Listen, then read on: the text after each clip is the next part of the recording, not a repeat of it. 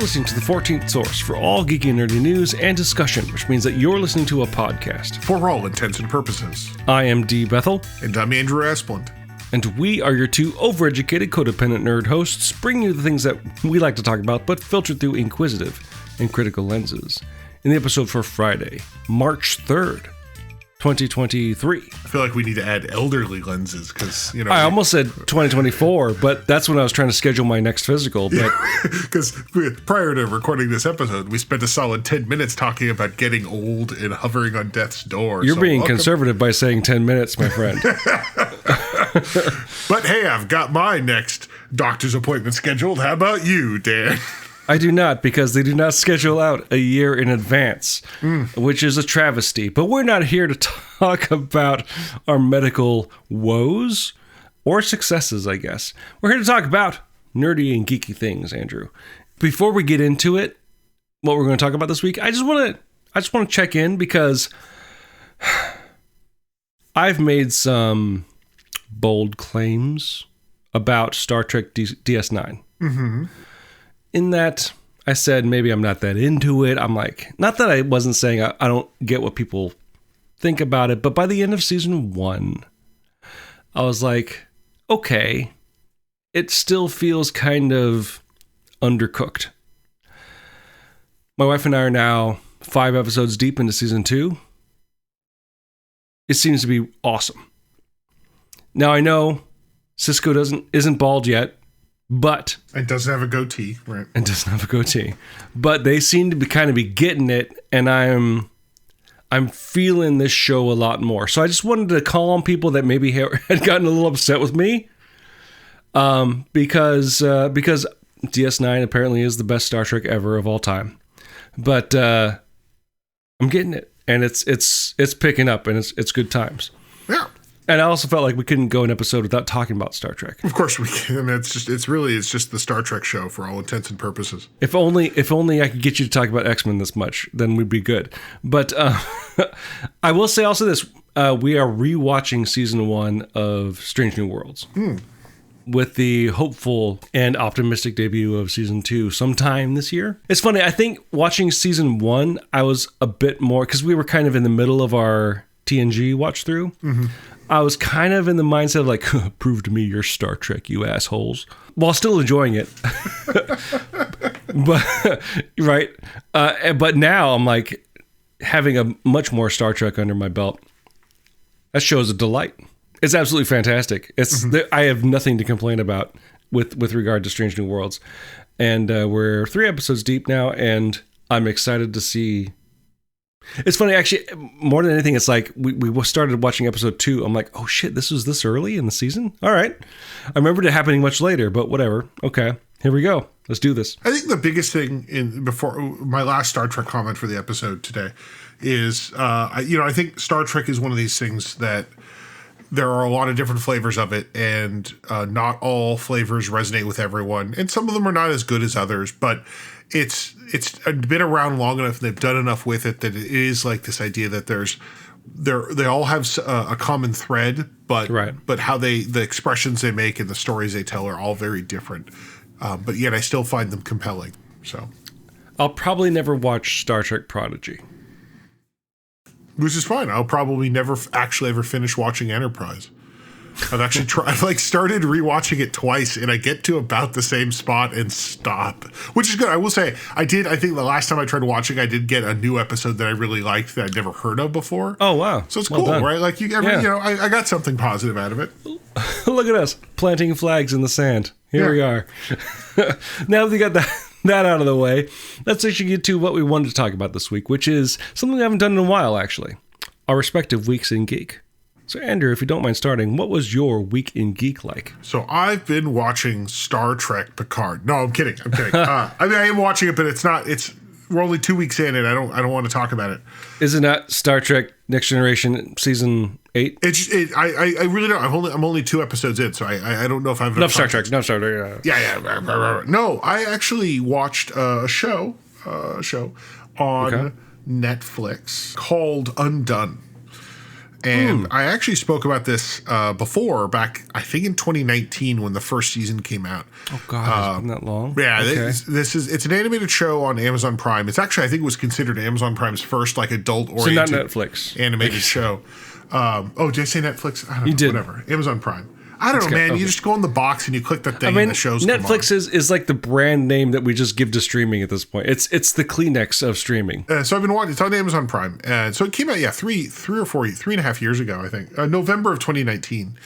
So that's when I'd seen the first season. And like all animated shows, it was delayed due to the pandemic.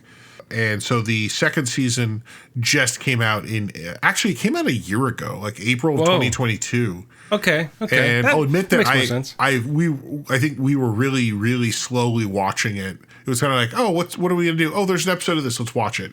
It's only 8 episodes, and they're like 30 minutes a piece, so it's not a big ask. Mm-hmm. But we found what happened is we got to the point where it's like, okay, actually, we should probably watch it. And then we watch one. Oh, let's just watch the next one. And then you realize that there's only like one left. And like, all right, let's just finish it. Right. And so it is. So for those that don't remember, so Undone is it's weird. I say it's an animated show, and I made a joke about it being delayed by the pandemic because it's actually rotoscoped. They clearly film the actors doing stuff, and then they animate on top of that with then add backgrounds and effects and stuff. Right. It provides a very naturalistic animation progression for characters. Characters read very realistic on the screen, despite perhaps whatever is layered on top, as you said. Like I think the most popular version of rotoscoped animation before maybe this, or maybe before Scanner Darkly, I guess is probably the most modern explanation or use of it, would be like the Rankin Bass, like Hobbit movies and like Lord of the Rings movies, the animated films from back in the day. They filmed actors and then drew like orcs and wizards on top of the film, right? Basically, yeah. And so this show is actually it kind of has something more in common with A Scanner Darkly because it's also done in a weird kind of like they want you to know it's rotoscoped, right? They want you to know it's kind of surrealish. It's almost like I don't want to say CG, but you know what I'm saying? It's like and it's not as much as A Scanner Darkly. In fact, it's actually much more like, normal kind of looking, but it's tactile, clearly, it's still got a look to it that they're trying to go for. And when you consider the show has a lot to do with weirdness, time travel and realities and stuff, it kind of works. So I don't remember what I said the first time. If I were more clever, I'd re-listen to the original episode. But so the first season was about a girl. Her name's Alma, played by Rosa Salazar. Oh, okay. Who basically is having a real rough life, whatever, some stuff, and kind of like at the end of the first episode, she sees her father who's been dead for 20 years, and it's like, what? And so the whole first season basically focuses on her realizing that she kind of has this weird ability to kind of almost like astrally project through time.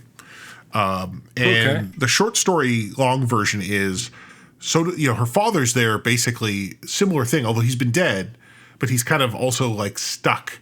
And so she basically helps change the past to make sure her father, she finds out what was going wrong in the event that led to her father's death and basically saves her father. Oh, wow. Or at least the show ends with the first season actually ends with basically her waiting outside this cave in Mexico where she said she was going to meet her father when he's saved. And the show kind of ends. Just with her waiting? With her waiting. And the second season basically starts with her there, except, things are a little bit different. And then the realization, her father's in fact alive at home in San Antonio. Or I think it's San Antonio. And so the second season now suddenly is basically the revelation that she has in fact created this alternate timeline where her father never died. And everything is very different. But there's now a new story, and one of the revelations now is that not only does she have this kind of weird ability, although her ability seems to be limited now, her sister has the ability, as does her father. And so it kind of goes on with this character kind of prompting her sister to do stuff to explore these kind of visions they have, and realizing that there's something else that's like a problem that they can fix is essentially what it is, and use it, figuring out because part of it's they can see people's memories. That's the important part, right? They see their memories and then can sometimes go into them and affect them. And so really it's a time travel story involving the family and the realization that this power, there's a history of it. But there's also like a secret in their family that they need, or actually several secrets that they kind of uncover. It's a short show, but it was interesting enough. I really enjoyed it because it's, I always like good time travel narratives, but this is when the one thing I said is I was watching near the end of this. Part of me was like, wow, this is like almost, it's described as an adult animated psychological comedy drama, but like it felt like it was just a real mouthful. It feels like almost like, it's the kind of show that if you took out the time travel parts, there wouldn't really be a show, but the rest of the stories and the characters are very like almost not soap opera, but like a very like just like family drama, right? Yeah. And in this place where I realized like, man, this is one of those shows that like the target audience ends up being, people like me who are here for a time travel story and people who are just here for a family drama show, right? Like, normally we would never watch the same show, but suddenly we're both right. and let's where the audience is made up of both Doctor Who fans and people who love This Is Us. Let me be very clear that this is not unique. There's a shocking number of time travel stories that are essentially either love stories or like things where the target audience is in fact like middle-aged ladies, right? When they do the Time Traveler's Wife, that was the most recent one. I believe also a Ronald D. Moore joint. The TV show, yeah. Yeah, the TV show, yeah. There was also, what is it? I remember the old movie with Christopher Reeve, Somewhere in Time or something like that. Like, there's also these like a movie from 1980, something like that. I just remember because my mother had it on Laserdisc. Okay, but yeah, so it's this thing that it's funny watching it. It has these very like just family drama moments, but also it has this interesting story about people and kind of the things that get people to where they are. Honestly, that kind of reminds me of another Ronald D. Moore joint, Outlander, which ostensibly is about magical time travel instead of science fiction time travel. Right. Which, if you want to split that hair, nitpick that, right? But yeah, technically, it's a historical drama that just happens to have a character from 1954 as one of the protagonists, right? And that's another show where like the weirdly enough the audience is like split, but it's like a lot of just like ladies who really like this show about a Highlander, men that wear tartans, and then there's got to be, I don't think it's equal, but there's definitely people who are like, Ronald D. Moore, huh? I'll check it out, right? And there's just lots of kissing. There's lots of kissing. So this show was, but I did enjoy it watching through the second season, because it does have them like realize, oh, there is something in this new timeline that we basically created at the end of the first season. There's now still something that's undone. Found the title, and they end up eventually coming together as a family to do it. And it's one of the things actually I kind of like is that I think the first season they talk about how the power, like the first season really sells it that this ability is essentially mistaken for mental illness. Interesting. Right, because that's interesting. Yeah. The main character, her father's played by Bob Odenkirk. Okay. Yeah, no, Bob Odenkirk from Better Call Saul, among many other things. Yeah, and so he plays. It's basically it's he's this guy whose family came from Poland, I think, and actually no, that's where they come from. And then their mother is from Mexico, so it's that's okay. But the idea that the father's mother had been institutionalized on and off because of this problem. And so, he becomes obsessed with it, and that's kind of what leads to his death in the first season, and they undo that. And now in the second season, they realize, but there was still something that was there, right? The idea that grandma basically still had this problem, and we need to figure out what it was. Right. So on one side, this kind of magical ability comes from their, the paternal side, from the paternal grandmother who's from Poland. But then at the same time, they connect it to the same thing in Mexico. We're like, oh no, but there are these, they kind of, this is also a Mexican thing as well. And it's almost, it's the idea that this ability to essentially see through time and manipulate time, it is a multicultural affair. And that now we're seeing two cultures of it combined, which was, kind of a weird thing to do, but I actually I liked it, where they have the thing where, we see basically 1930s Poland, where they're like, hey, they're doing it the way we did it in Poland. And then we'd also seen how they do it in Mexico, the interesting Nahuatl way. Right. So, or the Aztec, I guess. So it's a weird show. I mean, it's weird that like, hey, let's make the show and let's rotoscope it in this artsy way. But there's some parts of it that like the artistic choices are fascinating. One of the things I love is, as I said, we see multiple characters exhibit this ability to see through time. And what I love is that, and it looks differently. It is animated differently when each character does it. Which is one of those things that you don't really notice until you notice, like, hey, how come sometimes it's this way and sometimes it's that way? It's like, oh, it's because it's the different character using their ability. Like this character, it comes in as mist, so everything gets misty, and then you see the other thing. This other character, it almost looks more like kind of like technology, like some sort of like electronic thing, right? And then I think the other character is more like art, right? It's like a painted thing, which is the kind of thing that I probably I feel like that's probably one of the reasons they chose the style that they could, because they could make those choices and they would, it would probably blend better with just the overall style of the show because they rotoscoped it and whatever. Right. What a weird show.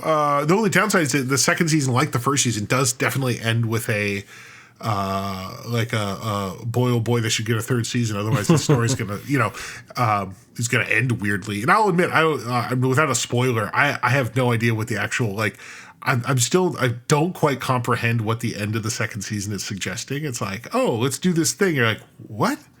Like, I don't think that makes sense, but you know what? Fuck, let's watch it, I guess the only question I have is, they did this in the first season. Did they fuck with Rosa Salazar's eyes again to make them look more normally proportioned? Because I saw a movie that she was in called Battle Angel where she had really big eyes, and like that's normal, right? And for every other thing she's been in, they like shrink her eyes to make her look quote unquote normal, which I don't want to. I was wondering what in the hell you're talking about. And I realized you're just making a joke about Battle Angel. It's good. She was great in that movie. I'm sure she's great in the show. One thing I do actually like, and I probably mentioned this before, but I forget because it's been 3 years since I watched the original first season, right? So it was, and I like to the point where I don't quite remember a bit of the first season. I considered rewatching it. I'm like, whatever. But one of the things is the character. She is actually she has a cochlear implant in the show.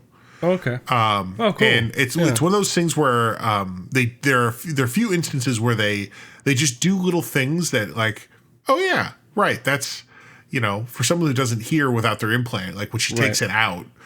There's the best example I think of is when she's in bed and her phone rings. And that the way they show that, I was like, oh yeah, that's true. She doesn't actually hear it. Anyway, that's a small detail, but I thought it was kind of it's a neat little thing that doesn't it's just life, right? Some people have disabilities, and the way some people are living rotoscoped animated lives, right? So, as you do. So yeah, it's second season. I enjoyed it. I liked that it's actually it felt like a complete story, but it wasn't too long, right? I mean, 8 episodes at 30 minutes a pop. No, that's not bad. I've spent more time with less. So for some reason I thought you were going to say I spent more time on the toilet, which I guess is probably true for all of us. Overall lifetime, yes, but certainly speaking, not in a single sitting. Maybe at a single serving. We don't know. We're not here to judge. I really do hope to see that. I want them to wrap it up. I mean, I think I'm really hoping they did this with the understanding they'd get a third season, because that's it. Did they have a real hot, they could have wrapped it up, but they're like, oh wait, let's do a thing. And you're like, oh, okay. That's the thing. Yeah. I wonder how bold they are in terms of how many seasons they think they would get. And again, Amazon seems to be pretty tame, I guess, maybe in terms of letting shows kind of play things out. But I don't think they've really had many shows play things out for very long anyway. Whereas Netflix has the reputation of like 3 and done. Right? Right. But whether you wanted it or not. Right. And an animated show is not necessarily a cheap endeavor. And a sci-fi show, just whether animated or not, is not a cheap endeavor either way. Right. Although maybe I don't understand how the business works, but I actually feel like this show. Well, I know, because you have to have the actors come in and do stuff. Although you don't have sets. So like, okay, so maybe that's cheaper, maybe it's not. And then the animation is probably not as expensive as normal animation. Although maybe I'm wrong. I don't know. I think it is a nice kind of light watch. Something I do recommend. Probably of all the stuff I've seen on Amazon Prime, it's probably one of the ones I walk away with the most positive feels for. I'm looking at you, Nazi show. It's like, by the end, I was just hate watching it to finish it. That was The Man in the High Castle. Yeah, Man in the High Castle. Okay. I don't watch just any Nazi show, sir. Not just any Nazi show. Jeez Louise. One where the Nazis still get fucking beat. I just don't want you to be throwing around allegations all of a sudden. Yeah, so that was my week in Geeked. What about you? Speaking of taking a while to get to something, instead of 3 years, it took me 20 to play a video game, Andrew. And mostly because the video game I played was re-released into a playable form. I'm talking, of course, of Nintendo's Metroid Prime Remastered. It is no secret that I'm a Metroid fan. Yes. On this show. Mostly of 2D Metroids. Yes. And even then, mostly of Super Metroid, Metroid Fusion, and Metroid Dread. Because the NES Metroid has a lot of promise, but it's not a good game. Actually, the Game Boy game that they released that was a remake of it is fantastic, called Metroid Zero Mission. I should also preface this with the fact that I never owned a Nintendo system past the Super Nintendo. Because I fled to the PlayStation because that was where Square Soft went, now Square Enix. Right? Is it funny to say that I never owned a Nintendo ever? Before the GameCube, right? After because I had an N64. You had an N64, yeah. Never had a Super Nintendo. So we were like the tag team, yeah. So I can say this: I've never played a 3D Zelda game. I can't say I've never played a 3D Mario game now, because I've played 3D Mario World on my Wii U, and but I've never played Mario 64 or anything like that. And along with that, I never played the Metroid Prime series because it was on platforms I did not own. Right. And added on to that, I was admittedly a bit of a skeptic of the premise, making Metroid 3D, right? And as I started getting deeper into Metroid, Metroid Prime and the sequels intrigued me because people have been very positive, especially about that first game. And so I'd gone so far as to, I could say waste my money, but I did buy for my Wii U the Wii release, because there was a Wii storefront that I don't know if it's still on there. I bought a release called Metroid Prime Trilogy that was released for the Wii, but you could still buy it on the Wii U. But you had to have a nunchuck for your Wiimote, and I never had that. So I'm like, well, I guess I'm never playing this game. So I have all 3 games from the Metroid Prime series sitting on my Wii U that I've never played because I never owned a Wii, therefore I never owned a nunchuck for my Wiimote. I did not know that when I bought it. Easy mistake to make. A couple weeks ago, maybe actually a month ago at this point, Nintendo has its directs. Basically, it's 20 to 30 minute presentations like, hey, this is what we're doing. And it's basically like a press conference, for lack of a better word. And what they did is they finally talked about something that had been rumored for years at this point. A remaster of Metroid Prime 1. Just the first one. Just the first one. Just the first one. And they did the thing that we all love to see. Hey, we're doing Metroid Prime Remaster. Hey, you can buy it right now. And so I did. And? As of now, I have completed the game. I was kind of holding off talking about it before I completed it. One, I will say, again, I never played the original game, but looking at screenshots, the work that went into this remaster is twofold. Maybe threefold. The main thing is that they upgraded the controls. Okay. Being a GameCube game, I believe, originally, it was tank controls, meaning you can't turn while walking and turn your aiming at the same time.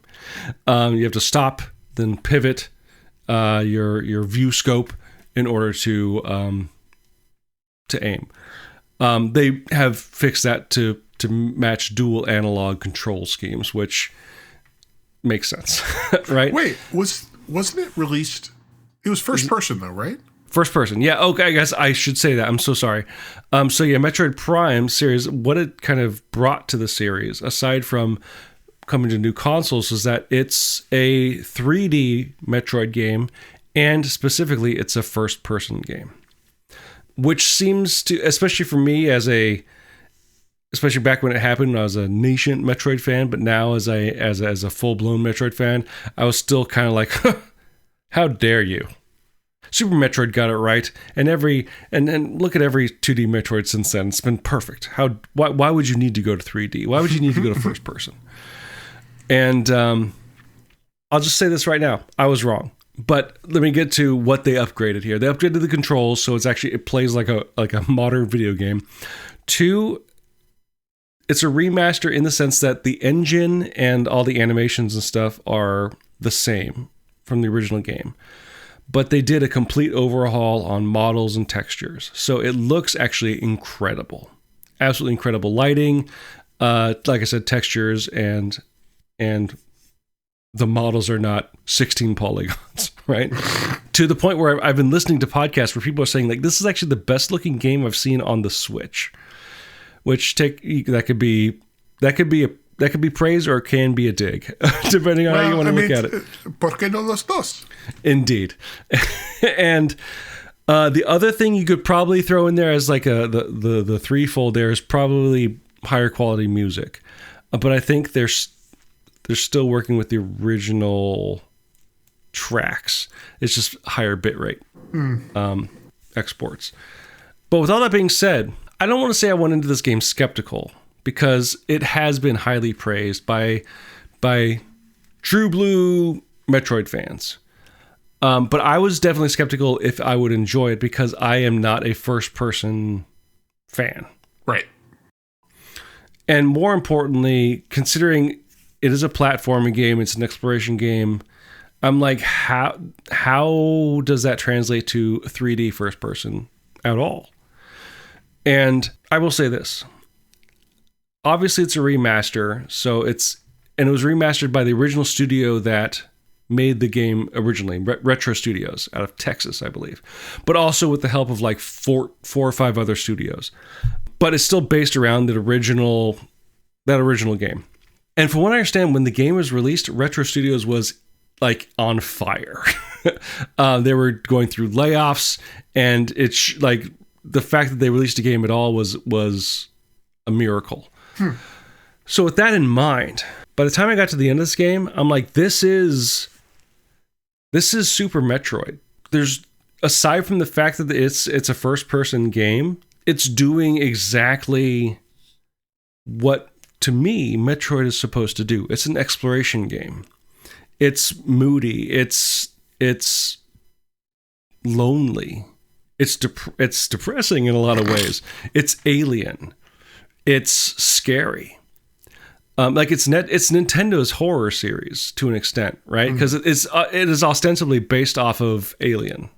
I have no idea how they did it, but they did for a studio that had never made a game like this, that was on fire, that had everything going against it, to make a game that actually captured not only what Metroid is, I would say, in terms of tone, in terms of gameplay, and in terms of just feel, but to do it well and to do it in an original, unique way. It's an astonishing artistic entry into video games as a whole.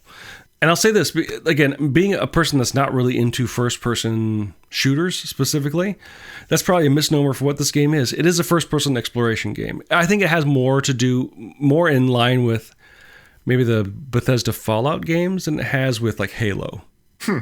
In that it's a quiet game, it's a slow game. When it actually is towards the end of the game, when I actually had to do a lot of combat, I'm like, oh, I'm bad at this. I'm getting shot a lot because most of the game up until that point, you're just walking around. You're just scanning stuff. You're just putting, there's a door I can't get through. Let's turn on my thermal visor and see if there's a button I need to push in the wall, right? Like it's literally like just walking around seeing how to get into doors, which that sounds really reductive, and it is. But that's kind of what Metroid is. It's not big combat set pieces. It's finding how to get unlost from whatever predicament you got yourself into. And that seems like, again, the game came out in 2002. So it's just past the 20-year mark. And the 20-year mark was like November 2022.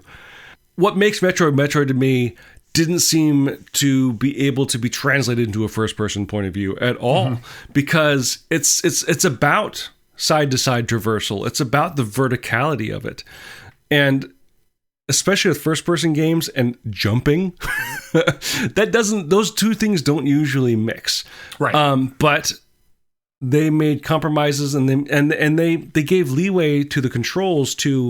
There's a lot of really good traversal in this game that is manageable.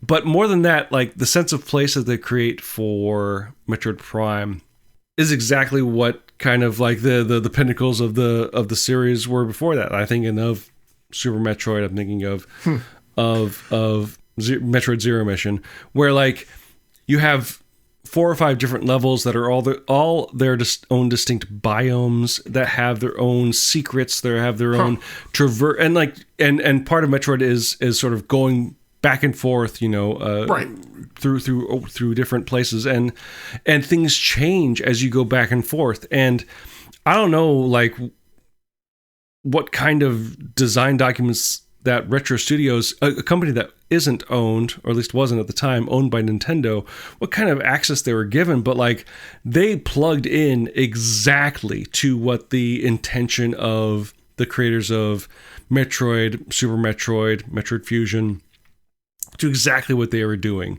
And it feels of a piece that is something that you don't really get with a lot of handoffs from one studio to another, right? And we talked about this before, like there's like the Bethesda Fallout games, and then there's everything that came before, right? And not saying that there isn't continuity there, but people definitely argue like, oh, I like these Fallouts, not those Fallouts, so to speak.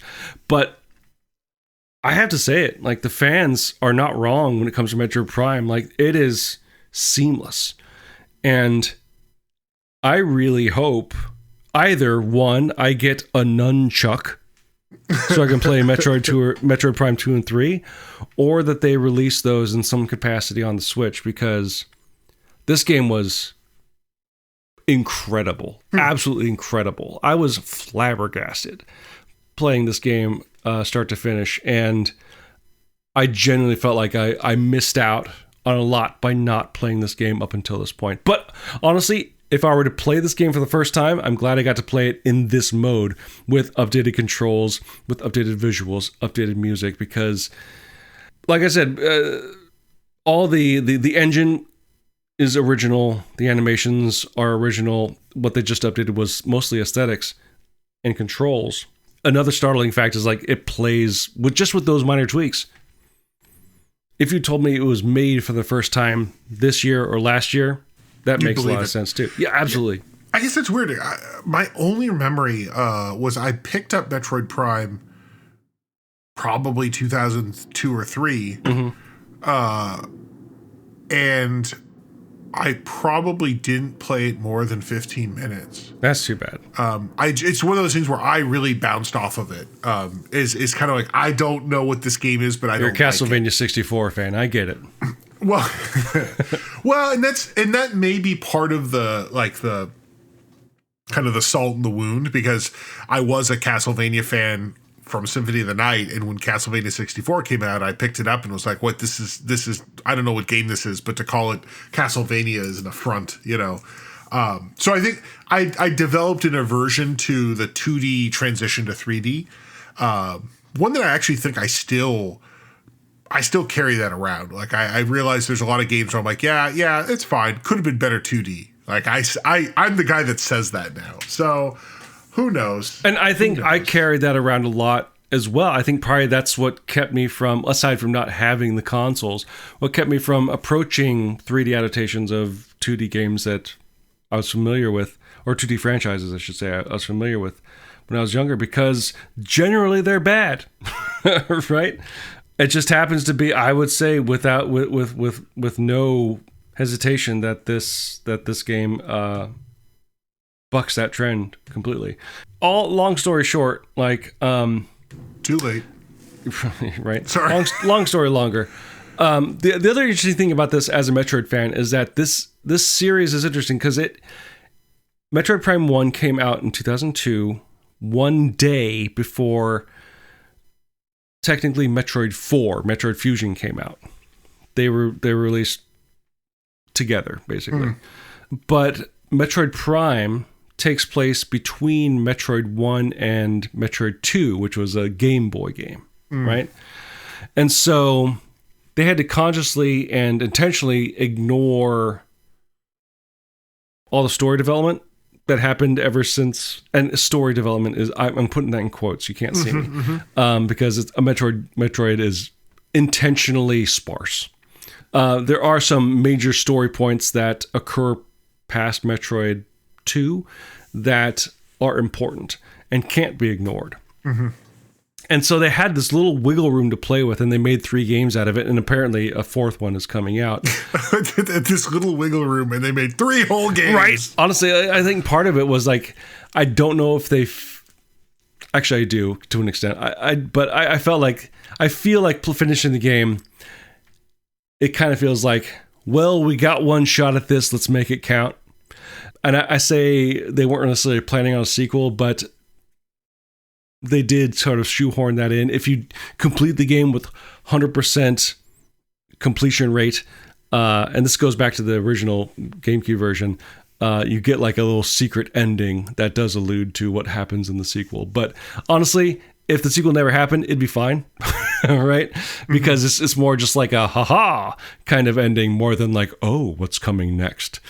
So they had a lot of fun and a lot of fruit, and apparently based on the history of the studio, they kind of had nothing to lose as well, which made for perhaps a more creative outlet than maybe it normally would have been. I don't know.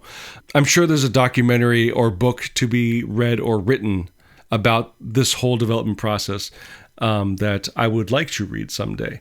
What I'm bringing to this is I'm surprised at how good the game is, despite being very old and despite being skeptical about it.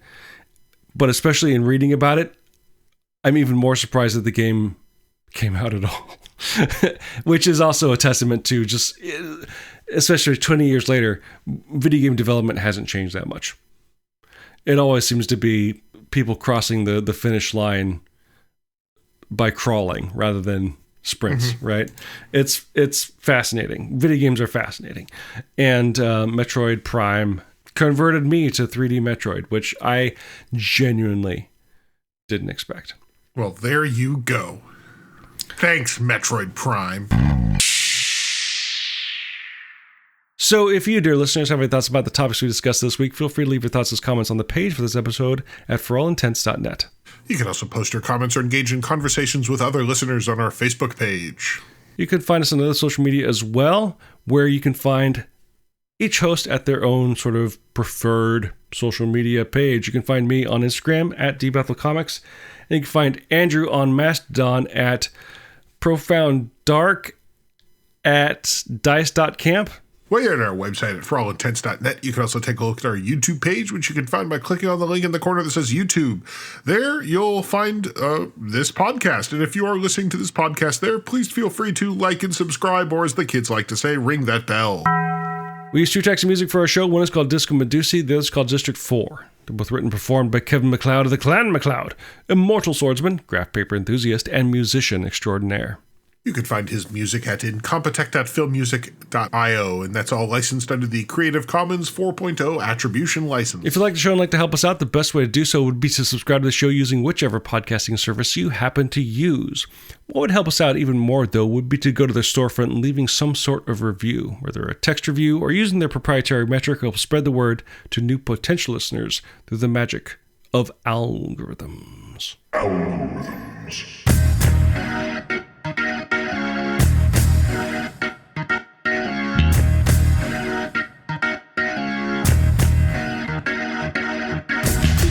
It's a big week in nerdy and geeky stuff, Andrew. We got the first episode of Season 3 of The Mandalorian. Pedro Pascal's domination continues. Yes, so I believe in this show he's escorting a magical child across... No, that's Last of Us, Andrew. I get the two mixed up. It happens. I mean, honestly, there was a TV show he was on where I don't know if he was escorting, but he was definitely accompanying a magical teenager. Oh, that was Buffy. Buffy, that's Buffy. Yeah, well, he has a type, is what I'm understanding. And you know what? I'm okay with that. So until Pedro Pascal takes over a franchise you love, dear listeners, I'm D. Bethel. And I'm Andrew Asplund. And for all intents and purposes, that was a podcast.